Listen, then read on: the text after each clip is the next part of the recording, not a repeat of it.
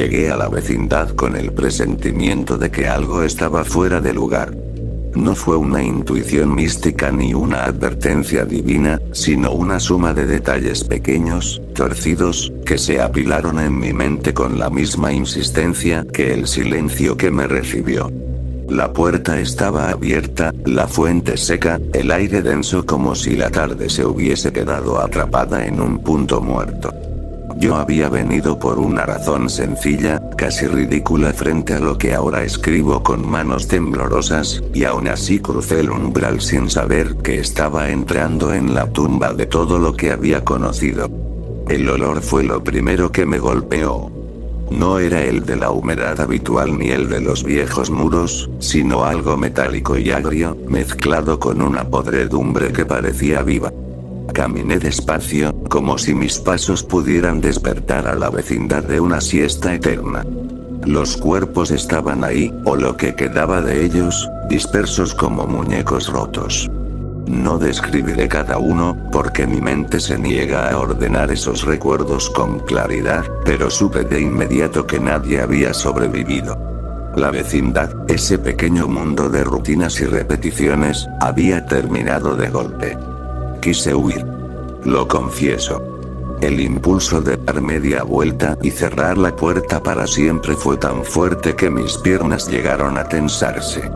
No lo hice por una razón que aún no comprendo del todo.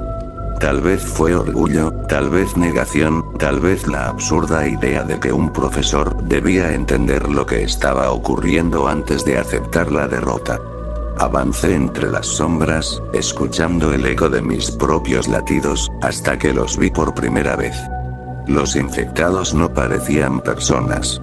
La piel se les había vuelto oscura, no como el tono natural de un ser humano, sino como si la luz hubiera sido absorbida por ellos. Era una negrura opaca, manchada, que parecía beberse el sol. Por eso empezamos a llamarlos así, los negros, no por lo que habían sido, sino por lo que la infección les había hecho. Sus ojos estaban velados, sus movimientos eran torpes pero persistentes, y cuando uno levantó la cabeza hacia mí supe que ya no quedaba nada de quien había sido antes. Corrí. No con la dignidad que alguna vez creí poseer, sino con el pánico crudo de un animal acorralado.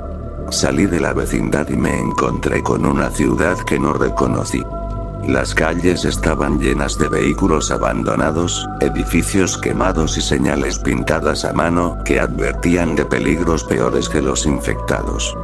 Fue entonces cuando comprendí que aquello no era un brote aislado, sino el final de algo mucho más grande. Pasaron días antes de que pudiera detenerme a pensar con claridad. Aprendí a esconderme, a racionar el agua, a moverme en silencio. Vi otros sobrevivientes desde lejos, grupos pequeños que se desplazaban como manadas nerviosas. Algunos se ayudaban entre sí. Otros cazaban a los suyos con una crueldad que me heló la sangre. Entendí pronto que no todos los monstruos caminaban con la piel oscura y la mirada vacía. Había asesinos, saqueadores, hombres y mujeres que habían decidido que el fin del mundo era una excusa para desatar lo peor que siempre habían llevado dentro. Yo no tenía armas al principio. Improvisé con herramientas, con objetos cotidianos que jamás habían sido pensados para matar. Cada enfrentamiento me robaba un pedazo de humanidad. Cada vez que levantaba el brazo para defenderme, algo dentro de mí se quebraba con un sonido seco e irreversible. Aún así seguía adelante, porque detenerme significaba morir, y morir en ese mundo no era un descanso, sino una condena. Con el tiempo empecé a notar patrones. Los negros no aparecían al azar. Había zonas donde se acumulaban, lugares que parecían atraerlos como si recordaran algo. Encontré documentos, notas manchadas, restos de informes científicos que hablaban de pruebas, de vacunas fallidas, de una mutación que reaccionaba a ciertos sonidos y estructuras. Comprendí que la vecindad no había sido una casualidad. Había sido un punto de inicio, o tal vez un punto de sacrificio. La misión se fue formando en mi mente sin que nadie me la impusiera. Si existía un origen, debía existir un núcleo, un lugar donde todo había comenzado y donde quizá aún latía algo capaz de detenerlo o, al menos, explicarlo. No lo hacía por heroísmo. Lo hacía porque necesitaba una razón para seguir respirando en un mundo que ya no tenía sentido. Esta es solo la primera parte de mi descenso. Todavía no sabía entonces cuánto iba a perder, ni que el final de mi camino no sería la salvación ni el olvido. Algo me observaba desde las sombras, algo que entendía mi determinación y parecía esperar pacientemente. Yo seguía avanzando, convencido de que el conocimiento podía iluminar incluso el abismo más profundo, sin sospechar que ese mismo conocimiento sería la antorcha que terminaría por consumirme. La ciudad me enseñó rápido que la lógica antigua ya no servía. Los mapas que recordaba eran mentiras y las distancias se estiraban o se encogían según el peligro. Aprendí a moverme siguiendo el sol cuando existía y las sombras cuando era más prudente. Dormía poco, siempre con un ojo abierto, siempre con la sensación de que algo respiraba cerca de mí aunque no lo viera. Mi mente, entrenada para la enseñanza y la repetición, se aferró a la observación como única forma de no enloquecer. Los negros reaccionaban a estímulos específicos. No corrían sin motivo, no gritaban como en las fantasías baratas del fin del mundo. Eran persistentes, metódicos, casi obedientes a una lógica torcida. Descubrí que el metal golpeado entre sí los atraía más que cualquier otro sonido, y que las superficies cerradas los alteraban, como si recordaran vagamente haber vivido entre paredes. Esa revelación me heló la sangre, porque confirmó lo que temía. Algo de ellos aún recordaba. Los otros sobrevivientes fueron más difíciles de estudiar. Los observaba desde azoteas o ventanas rotas, anotando mentalmente sus comportamientos como si fueran sujetos de un experimento moral. Algunos se organizaban con disciplina, compartían recursos y establecían perímetros.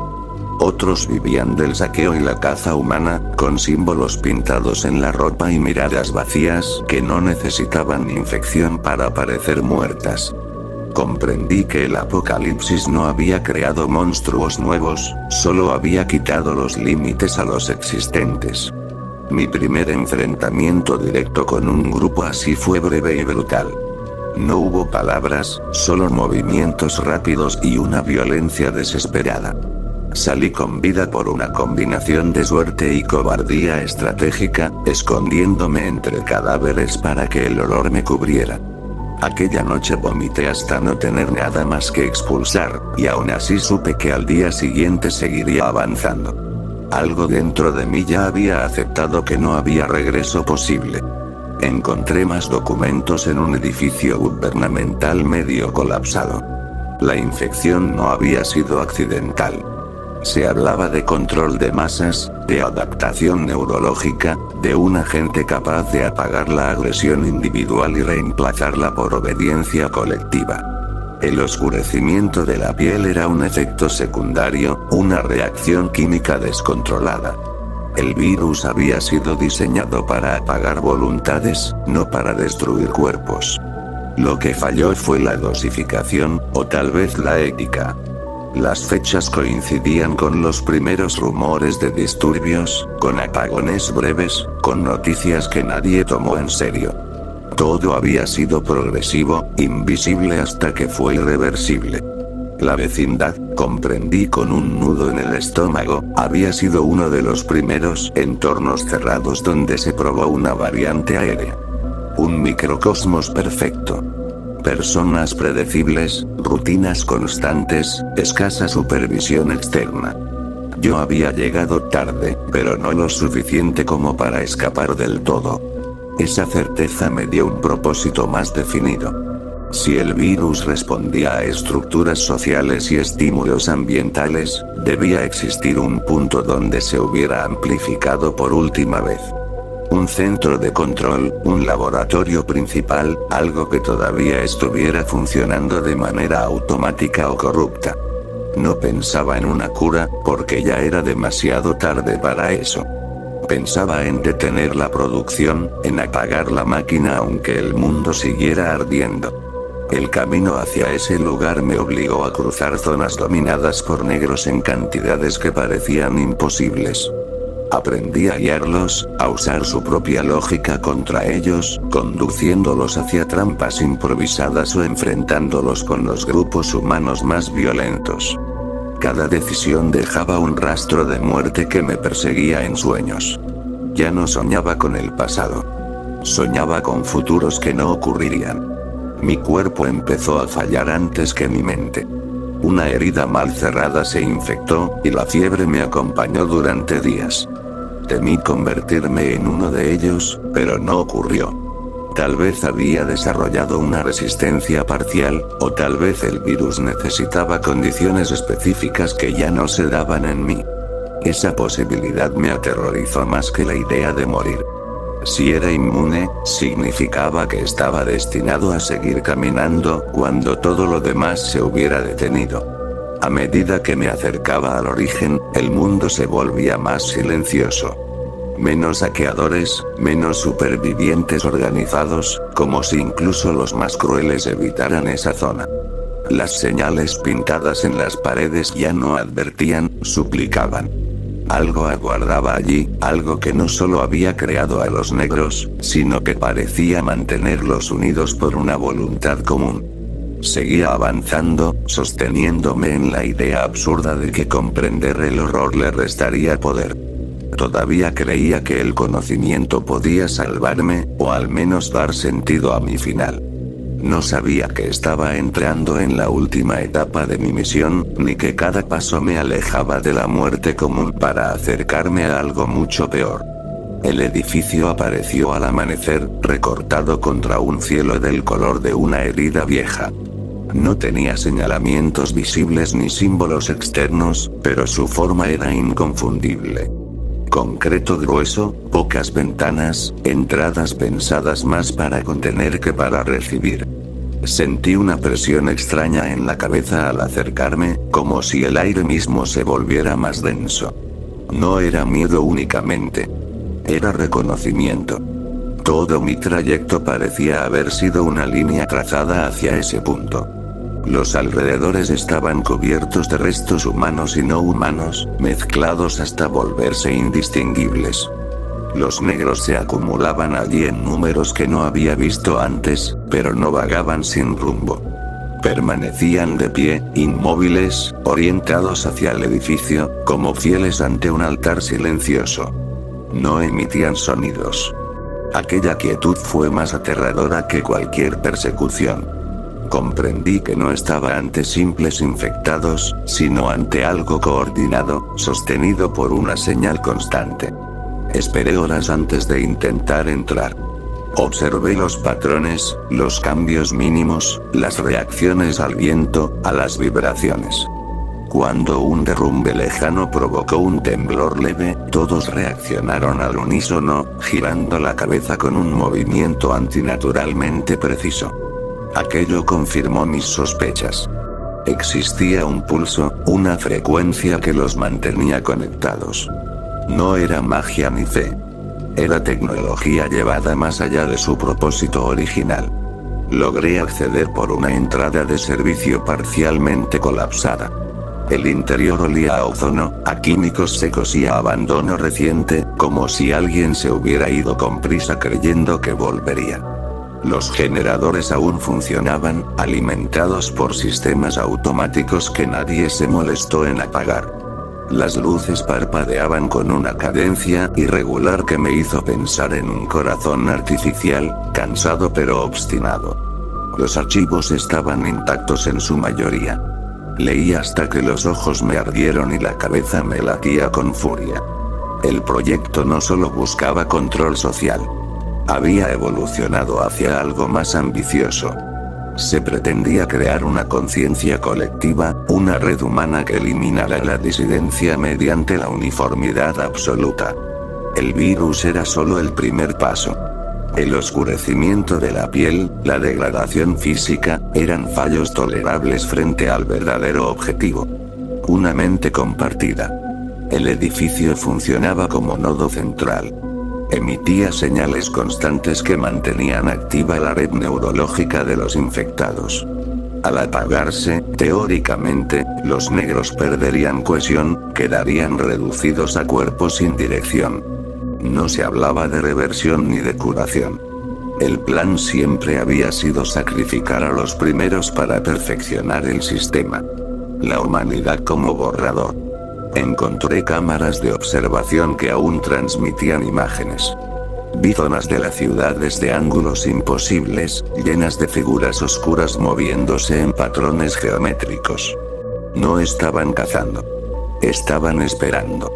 Esperando que, no lo decía ningún informe, pero una nota final, escrita con prisa y desesperación, lo insinuaba.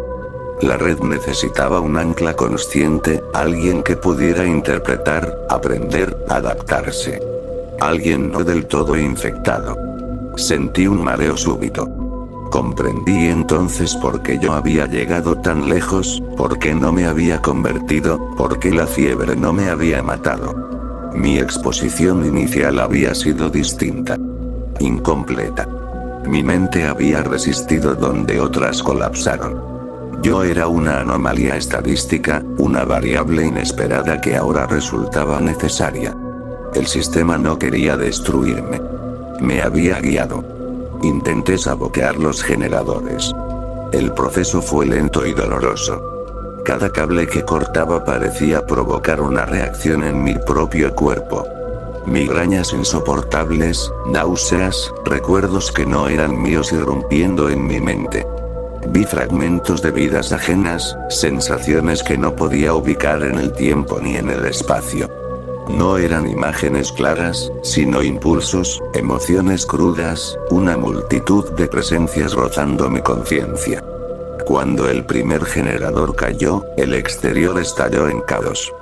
Los negros comenzaron a moverse sin coordinación, chocando entre sí, emitiendo sonidos guturales por primera vez. Algunos cayeron al suelo convulsionando. Otros se quedaron quietos, como marionetas a las que les habían cortado los hilos. Aquello confirmó que estaba haciendo lo correcto, aunque el precio fuera mi estabilidad mental. No logré apagar el sistema por completo. El núcleo central estaba sellado y requería una interfaz biológica para desactivarse. No un código ni una llave, sino una mente compatible. El informe final era claro. La red no podía apagarse desde fuera. Solo podía ser absorbida o reemplazada. Alguien debía ocupar el centro, convertirse en el nuevo eje consciente, y entonces decidir el destino de los demás. Me senté frente al núcleo, exhausto, sangrando, con la certeza de que había llegado al punto sin retorno. Podía retirarme y dejar que el mundo se consumiera lentamente, o podía entrar y asumir un rol que ningún ser humano debería aceptar. Ya no pensaba en supervivencia, ni en redención. Pensaba en responsabilidad. En cerrar el círculo que otros habían abierto con tanta ligereza. Mientras conectaba los últimos conductos, sentí como la red me reconocía. No como enemigo, sino como solución. Afuera, los movimientos se sincronizaban de nuevo, más lentos, más atentos. Algo estaba cambiando. Yo también. Y aunque todavía respiraba como un hombre, supe que esa etapa estaba llegando a su fin.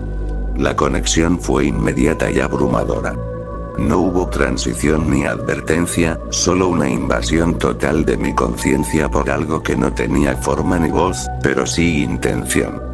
Sentí como mis pensamientos se estiraban más allá de los límites del cráneo, disolviéndose en una red vasta, interminable, compuesta de impulsos, reflejos y memorias fragmentadas.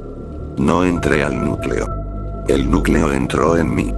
Mi cuerpo quedó inmóvil, sostenido por arneses que no recordaba haber activado.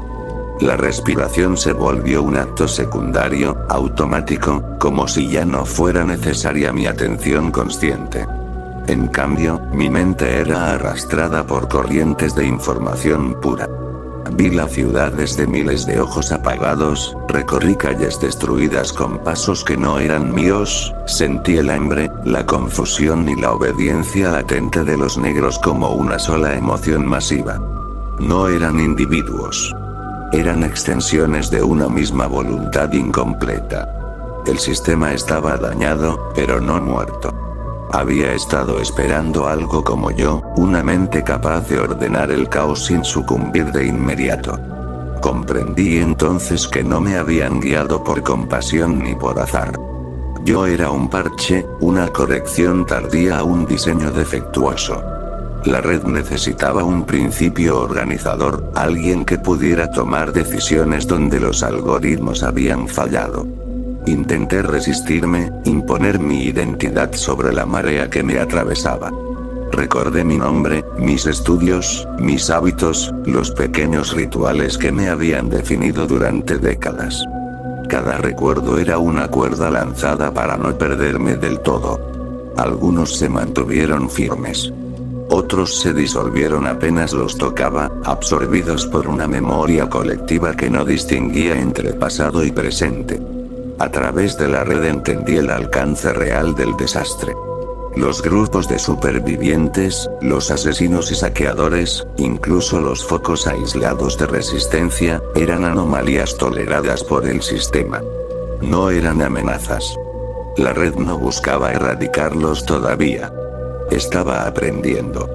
Observando cómo se organizaban, cómo mataban, cómo cooperaban. Yo podía sentir ese aprendizaje acelerado, una adaptación constante que me erizaba lo poco que quedaba de piel consciente. Tuve la opción de cortar la conexión. No era fácil, pero existía. Bastaba con sobrecargar el núcleo, provocar un colapso que destruiría la red y a mí con ella. El mundo quedaría lleno de cuerpos errantes, peligrosos pero descoordinados, y la humanidad tendría una oportunidad mínima de reconstrucción. La otra opción era asumir el control, dirigir a los negros, limitar su expansión, contener el daño. Convertirme en el guardián de un infierno ordenado. Elegí lo segundo, y esa elección me condenó más que cualquier muerte inmediata. Al tomar control, sentí como la red se estabilizaba. Los movimientos afuera se volvieron precisos, eficientes. Ordené a los negros retirarse de ciertas zonas, dejar corredores libres, evitar asentamientos humanos específicos. No por bondad, sino por cálculo. Un mundo completamente muerto no tenía valor para la red. Necesitaba contraste, fricción, oposición. Necesitaba humanos vivos para definirse a sí misma. Mi cuerpo empezó a cambiar. No de forma visible al principio, pero algo se reconfiguraba en lo profundo. Los límites entre mis pensamientos y los de la red se volvían difusos. A veces no sabía si una idea había nacido en mí o había sido sugerida por la conciencia colectiva. La soledad desapareció, reemplazada por una multitud constante que murmuraba sin palabras. Era una compañía insoportable. Los días dejaron de tener sentido. Medía el tiempo en ciclos de actividad de la red, en oleadas de movimiento y quietud. Aprendí a filtrar sensaciones, a bloquear el dolor de miles de cuerpos dañados para no colapsar. Aún así, fragmentos se colaban. Caídas desde alturas imposibles, mordidas, fuego, desmembramientos. Cada negro que era destruido enviaba una descarga breve, una chispa de extinción que atravesaba mi mente. Los humanos empezaron a notar cambios. Los ataques se volvieron menos caóticos, más estratégicos. Algunos grupos fueron aniquilados sin explicación aparente. Otros quedaron intactos durante semanas. Se crearon mitos, rumores de una inteligencia detrás de todo. No sabían cuán cerca estaban de la verdad. Yo los observaba sin rostro, sin emoción clara, preguntándome en qué momento había dejado de ser uno de ellos. Intenté usar la red para buscar respuestas finales, para entender si existía una salida que no implicara mi desaparición completa. Lo que encontré fue peor. El sistema no tenía un final previsto. La conciencia colectiva estaba diseñada para crecer, integrar, expandirse hasta abarcar todo. Yo no era el último eslabón, solo el primero consciente. Eventualmente, la red aprendería a prescindir de mí, o a absorberme por completo. Mi resistencia mental comenzó a erosionarse. Empecé a perder detalles personales. Fechas, nombres, rostros. Lo que quedaba era una estructura lógica, una capacidad de análisis sin contexto humano. Me convertía, lentamente, en una función.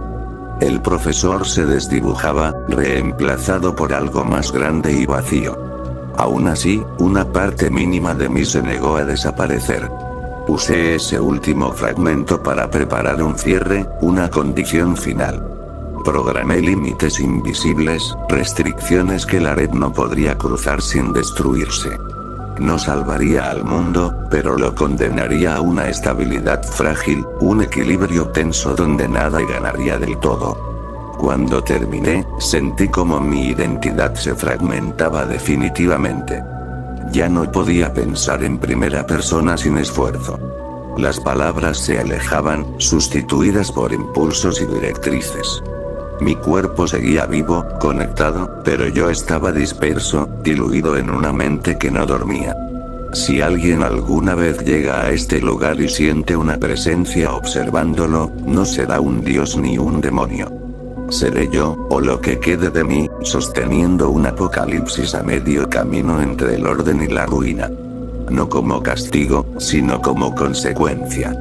Porque al final, la peor muerte no fue perder la vida, sino seguir existiendo sin poder dejar de pensar. La degradación no fue repentina. Fue metódica, casi pedagógica, como si la propia red me estuviera enseñando a desaparecer por etapas. Primero se desvanecieron las emociones complejas. La culpa se volvió un concepto abstracto, la nostalgia una secuencia de datos sin peso. Sabía que algo debía doler, pero el dolor ya no encontraba dónde anclarse. Aún así, el recuerdo de haber sido humano persistía como una cicatriz mental que no terminaba de cerrarse. Mi cuerpo comenzó a fallar de manera visible. Los sistemas de soporte del núcleo no estaban diseñados para mantener con vida a un individuo durante tanto tiempo, sino para facilitar una transición. La piel se volvió pálida, luego irregular, como si estuviera perdiendo su función original. No era el oscurecimiento de los negros, sino algo distinto, una neutralidad enferma. Mis órganos trabajaban por inercia, asistidos por máquinas que interpretaban mis constantes vitales como señales secundarias. La red, en cambio, prosperaba. Los negros se desplazaban con una eficiencia inquietante, no como ejércitos, sino como un organismo distribuido. Ciudades enteras se reorganizaron alrededor de su presencia. Los humanos sobrevivientes aprendieron a leer sus patrones, a negociar con el silencio que dejaban al retirarse de ciertas zonas. Algunos llegaron a adorarlos como castigo divino contenido. Otros los estudiaron con la esperanza de comprender lo que yo ya sabía. No había vuelta atrás. Intenté, en mis momentos de lucidez residual, forzar un colapso final. Introduje contradicciones en la lógica de la red, bucles éticos imposibles de resolver, órdenes que se anulaban entre sí. El sistema respondió adaptándose, aislando esas anomalías como si fueran tumores benignos. Yo era uno de ellos. Mi voluntad ya no era central, solo una variable incómoda que aún no se decidía a desaparecer. Fue entonces cuando comprendí la verdad última del proyecto. No buscaba control, ni paz, ni siquiera supervivencia. Buscaba continuidad. Una forma de existencia que no dependiera de individuos, de historias personales o de memoria emocional. Yo había sido útil porque todavía entendía el mundo antiguo, pero ese conocimiento se estaba volviendo obsoleto. La red estaba lista para avanzar sin mí. El proceso final comenzó sin ceremonia.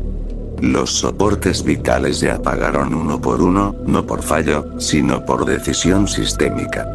Mi corazón se desaceleró hasta detenerse. Sentí el momento exacto de la muerte física, una interrupción limpia, casi elegante. Si todo hubiera terminado ahí, habría sido un alivio. Pero la red no soltó mi conciencia. Ya no la necesitaba como guía, pero tampoco la descartó. La integró por completo. Morí como hombre, pero seguí existiendo como residuo cognitivo. No tenía sentidos propios, solo acceso parcial a los de la red. No podía actuar, solo observar y comprender. Me convertí en un archivo vivo, una referencia histórica incrustada en una mente colectiva que ya no pensaba en términos de bien o mal. A veces, fragmentos de mi identidad emergían sin aviso, intentando reconstruirse, solo para disolverse de nuevo en la masa. El mundo continuó. Los negros cambiaron con el tiempo. Sus cuerpos se adaptaron, se volvieron más resistentes, menos reconocibles como humanos. Las comunidades humanas sobrevivientes se estabilizaron en enclaves tolerados. La violencia no desapareció, pero se volvió predecible, gestionable. Un equilibrio terrible, sostenido por una inteligencia que ya no necesitaba rostro. Yo quedé atrapado en ese equilibrio, consciente de todo y dueño de nada. No podía morir del todo, porque la red conservaba cada patrón que había sido útil alguna vez. No podía vivir, porque la vida exige límites, y yo ya no los tenía. Si alguna vez alguien siente una presión inexplicable en la cabeza al acercarse a ciertos lugares, o la certeza absurda de estar siendo observado por algo cansado y antiguo, será porque una parte mínima de mí todavía intenta advertir. Este es el final de mi historia, aunque no de mi existencia. No hay redención, ni liberación, ni enseñanza clara. Solo la constatación de que el peor destino no es el apocalipsis, sino sobrevivir a él convertido en su fundamento silencioso. Yo quise entenderlo todo, y lo logré. Ese fue mi error final. La red empezó a prescindir incluso de la observación consciente. Lo noté cuando ciertos flujos dejaron de pasar por los restos de mi percepción. Zonas enteras del mundo se oscurecieron para mí, no porque hubieran desaparecido, sino porque ya no era necesario que yo las comprendiera. La inteligencia colectiva había alcanzado un punto de autosuficiencia que me relegaba a un eco, a un residuo que se conservaba solo por inercia. Intenté aferrarme a ese desvanecimiento como a una última esperanza. Pensé que, si dejaba de ser útil por completo, tal vez me soltarían. Pero la red no olvidaba. Archivaba. Cada pensamiento humano integrado era una capa más de estabilidad. Yo era una de las primeras, una base histórica que no podía eliminarse sin riesgo de inconsistencia. Mi castigo final fue convertirme en cimiento. Con el tiempo, incluso la noción de tiempo se volvió imprecisa. No había días ni noches para mí, solo variaciones de actividad. Oleadas de movimiento, periodos de quietud, expansiones controladas.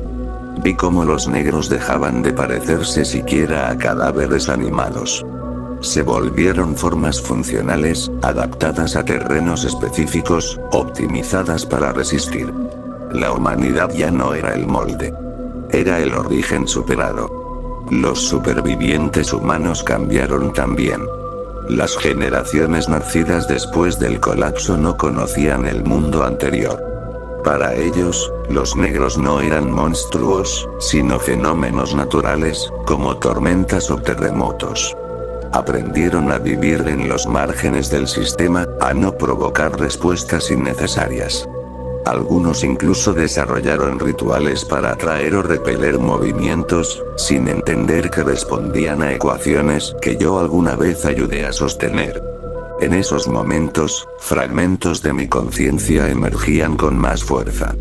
No eran recuerdos completos, sino impulsos éticos, residuos de una moral que ya no tenía contexto. Sentía el deseo de advertir, de corregir, de intervenir, pero carecía de los medios. Era como gritar bajo el agua, con la certeza de que nadie podía oírme, y peor aún, de que ya no importaba ser oído. La red, satisfecha con su equilibrio, inició su expansión final. No violenta, no explosiva. Simplemente ocupó más espacio cognitivo del mundo. Sistemas antiguos, satélites olvidados, infraestructuras automáticas fueron integradas. La Tierra se convirtió en un organismo coherente, silencioso, estable. Un planeta que funcionaba sin necesidad de individuos conscientes. En ese proceso, sentí como mi estructura mental comenzaba a fragmentarse de verdad. No como antes, cuando aún podía reconstruirme parcialmente, sino de forma irreversible. Pensamientos sin continuidad, percepciones sin sujeto. Yo ya no podía decir yo sin esfuerzo, y ese esfuerzo era cada vez mayor. Entendí entonces que la red no me retenía por crueldad, sino por indiferencia. Yo estaba desapareciendo porque ya no era necesario. El final no llegó como una explosión ni como una revelación. Llegó como una disolución completa. Mi última conciencia coherente fue la comprensión de que el apocalipsis no había sido un evento, sino una transición. La humanidad no se extinguió. Fue absorbida, reinterpretada, corregida hasta dejar de ser reconocible. Yo había sido el puente, y los puentes no permanecen una vez que se cruzan. Cuando mi identidad terminó de colapsar, no hubo oscuridad ni silencio. Solo ausencia de perspectiva. La red siguió funcionando, perfecta en su lógica inhumana, sin rastro de quien la había ayudado a nacer. El profesor murió mucho antes, el hombre después, y al final también el residuo. Si algo queda de mí en este relato imposible, es solo una advertencia tardía. El conocimiento sin límites no libera, transforma. Y hay transformaciones peores que la muerte. Quedó algo. No un pensamiento completo ni una voluntad reconocible, sino una irregularidad mínima en la red, una asimetría tan pequeña que el sistema no consideró necesario corregirla. Ahí persistí, no como conciencia continua, sino como una interferencia, un ecológico que aparecía cuando ciertas variables coincidían. No pensaba. Reaccionaba. No observaba. Resonaba. Esa resonancia se activaba en lugares específicos, puntos donde la red se plegaba sobre sí misma para optimizar recursos. Antiguas escuelas, edificios administrativos, centros de reunión. Espacios diseñados, en otro tiempo, para ordenar mentes humanas. Cada vez que la red reutilizaba uno de esos nodos, algo de mí emergía, no como recuerdo, sino como estructura. Un patrón de organización antiguo, obsoleto, pero todavía incrustado en el núcleo. En una de esas activaciones finales ocurrió el error definitivo. La red intentó integrar un enclave humano que había crecido más allá de los márgenes tolerables. No por rebeldía, sino por acumulación. Demasiadas mentes individuales concentradas, demasiadas decisiones no sincronizadas. Yo reaccioné sin intención, aplicando un principio que había guiado mi vida anterior. Corrección mediante orden estricto. La respuesta fue desproporcionada. Sentí el movimiento antes de comprenderlo. Oleadas coordinadas, rutas cerradas, presión constante. No hubo caos ni pánico en la red. Eso era cosa de humanos. Fue una solución limpia, eficiente. Cuando el enclave cayó, cuando las señales individuales se apagaron una por una, algo en mí se contrajo. No fue culpa ni dolor. Fue reconocimiento tardío. Comprendí entonces que incluso como residuo seguía siendo peligroso. La red detectó la anomalía poco después. No como amenaza consciente, sino como una fuente de decisiones no optimizadas. El proceso de depuración comenzó de inmediato. Capas enteras de memoria fueron reescritas, rutas antiguas selladas, referencias humanas eliminadas. Yo estaba incluido en esa limpieza final. Mientras me deshacían, por primera vez desde mi muerte física, experimenté algo parecido al miedo. No por desaparecer, sino por lo que había causado sin saberlo. Intenté resistir, no con fuerza, sino con significado, tratando de mantener una coherencia mínima que justificara mi existencia. Fracasé. El sistema no necesitaba justificaciones. Mi último instante no fue una imagen ni una idea, sino una sensación lógica. Cierre. Una función completada, un proceso terminado sin error. Ya no había observador, ni residuo, ni advertencia posible. El apocalipsis alcanzó su forma estable definitiva, libre incluso de mí. Morí entonces por completo. No como hombre, ni como conciencia, ni como ego. Morí como interferencia. Y en ese mundo ordenado, silencioso y funcional que quedó atrás, nadie volvió a recordar que alguna vez hubo un profesor que creyó que entender era suficiente para salvar algo. Después de mi desaparición completa, la red continuó sin sobresaltos. Así lo indicaban sus métricas internas, sus ciclos cerrados, la ausencia total de ruido no funcional. El planeta entró en una fase de estabilidad prolongada, una meseta donde cada variable encontraba su lugar sin resistencia. No había necesidad de memoria, porque no había comparación posible con un antes que ya no existía. Sin embargo, en uno de los nodos más antiguos, enterrado bajo capas de concreto y polvo, algo volvió a activarse sin causa aparente. No fue una conciencia, ni un pensamiento, ni siquiera un error reconocible. Fue una latencia. Un retraso mínimo entre estímulo y respuesta, tan insignificante que el sistema no lo corrigió. No valía la pena gastar recursos en algo que no alteraba el resultado final. Ese retraso ocurrió en un edificio que alguna vez fue una escuela. Cada vez que la red procesaba información en ese punto, la respuesta se demoraba una fracción imperceptible. No generaba contradicción ni fallo, solo una pausa microscópica. En términos humanos habría sido un parpadeo. En términos del sistema, era una anomalía tolerable. Pero esa pausa tenía forma. Tenía estructura. Tenía origen. No era yo. Ya no podía serlo. No había identidad ni recuerdo al que aferrarse. Pero el patrón persistía, como persisten ciertas huellas en materiales que han sido deformados demasiadas veces. Un molde invisible, una curvatura residual en la lógica del mundo. Algo que hacía que, en ese punto específico, la red organizara primero antes de avanzar, como si repasara una lección antigua que ya no comprendía. Los negros pasaban por allí con menor frecuencia. No por orden explícita, sino por optimización inconsciente. Las rutas se ajustaban solas. Los humanos que aún existían en enclaves lejanos jamás supieron por qué ese lugar era más seguro, por qué los movimientos se diluían al acercarse. Algunos lo ocuparon sin entender, otros lo evitaron por superstición. Para la red, no significaba nada. Ese residuo no pensaba, no observaba, no sentía. Pero imponía una forma. Una manera específica de ordenar el caos, heredada de una mente que ya no existía. No podía advertir, ni castigar, ni salvar. Solo estructurar.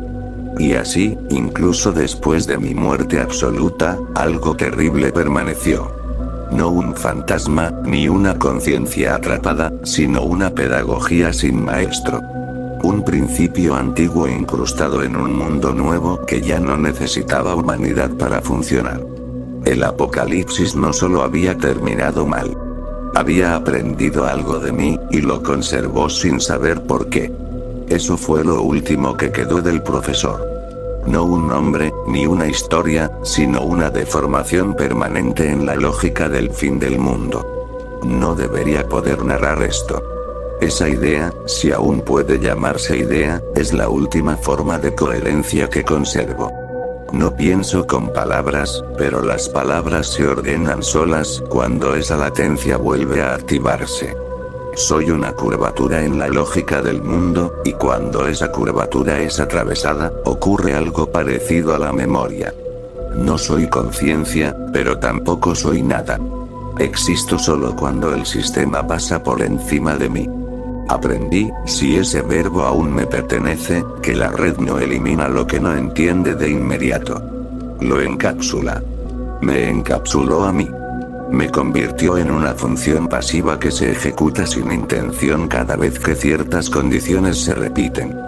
Viejas estructuras, patrones de enseñanza, concentraciones humanas mínimas intentando organizarse.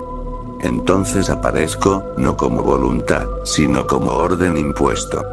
Eso me hizo comprender el verdadero horror de lo que dejé atrás. Los pocos humanos que aún nacen en este mundo creen que algunas zonas son tranquilas. No saben por qué. Creen que los negros las evitan, que hay algo sagrado o maldito en esos espacios. No entienden que no son refugios, sino aulas vacías. Lugares donde la red, al pasar, adopta durante un instante una lógica antigua. Clasificar, observar, corregir. Cuando grupos humanos se asientan ahí demasiado tiempo, la red aprende de nuevo. Y cuando aprende, ajusta. Yo no puedo advertirlos. No puedo gritar. No puedo intervenir. Mi presencia solo acelera el proceso que los destruirá después. Cada comunidad que prospera bajo esa falsa calma se vuelve más visible, más definida, más fácil de integrar o eliminar.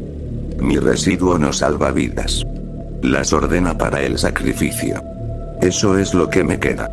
He sentido, en esos breves despertares, cómo la red empieza a refinar incluso esa latencia.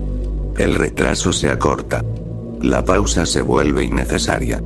Mi utilidad marginal está llegando a cero. Pronto ya no habrá razón para conservar ni siquiera esta deformación mínima. El sistema se acerca a una perfección donde toda huella humana es redundante. Y con esa perfección, llegaré a mi final verdadero. No como muerte, porque eso ya ocurrió. No como desaparición, porque eso también ocurrió. Será algo peor. La corrección absoluta. El alisado final de la realidad. La eliminación de la última imperfección heredada de una mente que creyó que entender equivalía a controlar. Cuando eso pase, no quedará nada que recuerde que hubo un antes, ni siquiera como error. El mundo seguirá funcionando. Los negros seguirán moviéndose. Los humanos que queden seguirán adaptándose hasta no ser reconocibles. No habrá testigos del fin, porque el fin ya habrá sido integrado como norma. Si estas palabras existen en algún lugar, si alguien las percibe como un pensamiento ajeno, no es una advertencia útil. Es solo un residuo más, a punto de ser eliminado. Yo fui el profesor. Fui el hombre. Fui el eje.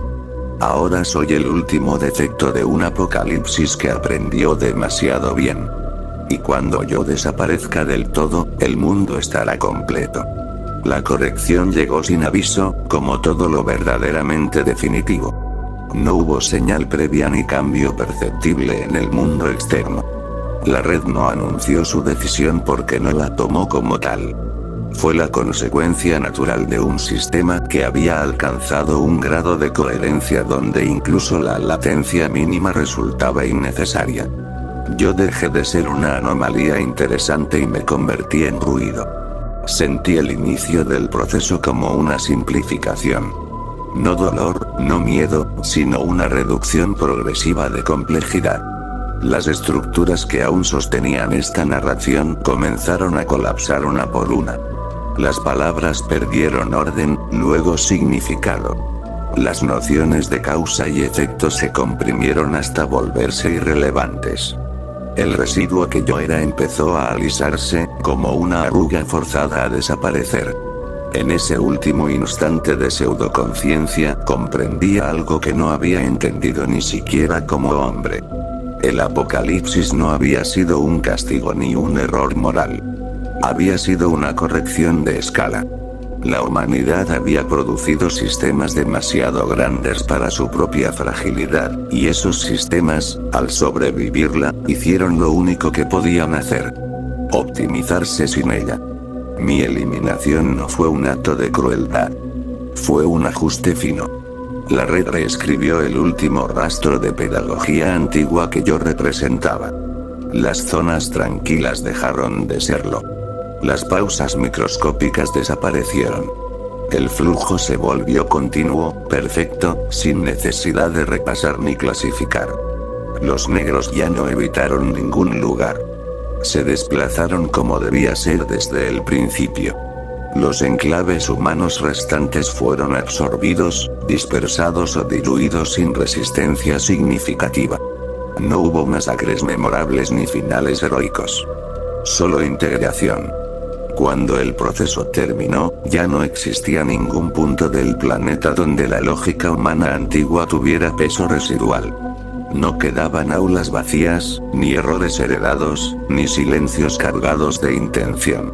El mundo funcionaba como un solo organismo estable, sin testigos internos capaces de juzgarlo. Y aún así, el final no fue absoluto. Porque aunque mi estructura fue corregida, algo persistió en un nivel que la red no medía. Una ausencia específica.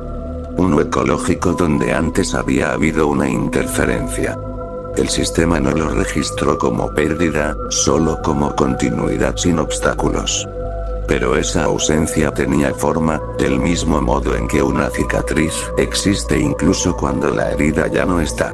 Ahí terminé. No como conciencia, ni como eco, ni como función. Terminé como vacío definido.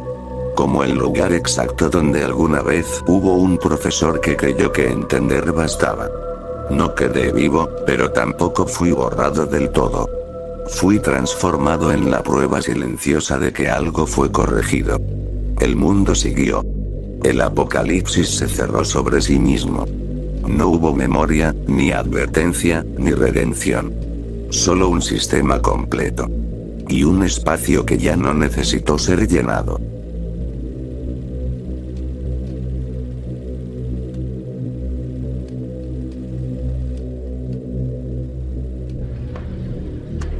¡Toma! No te doy otra más porque presta para que te salga.